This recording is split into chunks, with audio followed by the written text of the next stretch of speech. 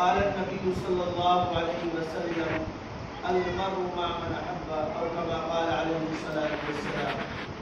اللهم صل على محمد وعلى آل محمد كما صليت على إبراهيم وعلى آل إبراهيم إنك حميد مجيد. اللهم بارك على محمد وعلى آل محمد كما باركت على إبراهيم وعلى آل إبراهيم إنك حميد مجيد. میرے محترم بزرگوں دوستوں، ہم لوگوں کا بیٹھنا جو ہوا ہے یہ اللہ کے فضل سے ہوا ہے، اللہ کے کرم سے ہوا ہے. دعا فرمائیں کہ اللہ تبارک و تعالی ہم سب کے بیٹھنے کو قبول فرما لے اور اللہ ہم سب سے راضی ہو جائے اور نجات اخروی کا ذریعہ بنا لے. میرے محترم بزرگوں دوستوں، میں نے قرآن پاک کی ایک آیت کی تلاوت کی ہے. اس کا ترجمہ ہے اے ایمان والو تقوی اختیار کرو. اے ایمان والو تقوی اختیار کرو اور سچے لوگوں کے ساتھ رہو. تقوی کا مطلب ہوا کہ گناہوں سے بچو. آدمی جب گناہ سے بچے گا تو وہ متقی ہو جائے گا. کہا کہ اللہ والوں کی نشانیاں کیا ہیں؟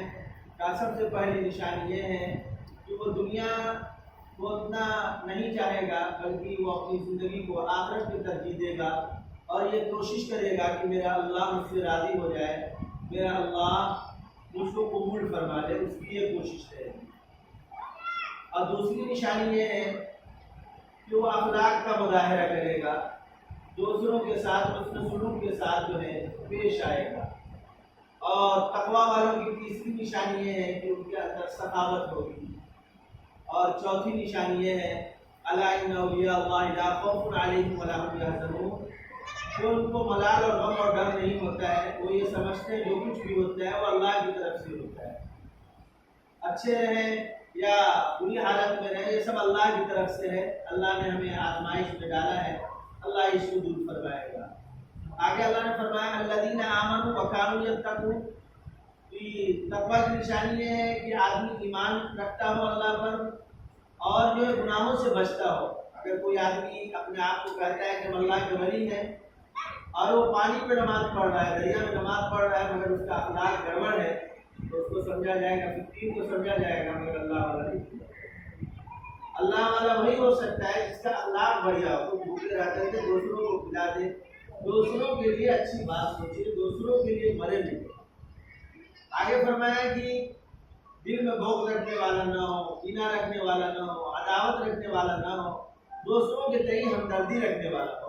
کہہ رہے یہ اللہ والوں کی نشانیوں میں سے کہا گیا ہے. کہ تقوی کی نشانی میں سے ایک اہم نشانی یہ ہے کہ فرائض اور واجبات کی وہ ایک دم پابندی کرنے والا. معلوم ہے کہ جو ٹرین میں ہے تو نمازیں نہیں پڑھ رہا ہے، سفر میں ہے تو نمازیں نہیں پڑھ رہا ہے، لوگ اس کو اوپر ہمت دیکھ کر کے سمجھ لے تقوی والا ہے. کہہ رہے ہیں کہ وہ لوگوں کو تو سمجھا لے گا مگر اللہ کو کہاں سے دھوکہ دے پائے گا. اس لیے اللہ نے قرآن مجید میں ارشاد فرمایا یہ تقوی کہاں سے آئے گا؟ یہ تقوی کہاں سے آئے گا؟ یہ حکم ہے وقوموا مع الصادقین، سچے لوگوں کے ساتھ.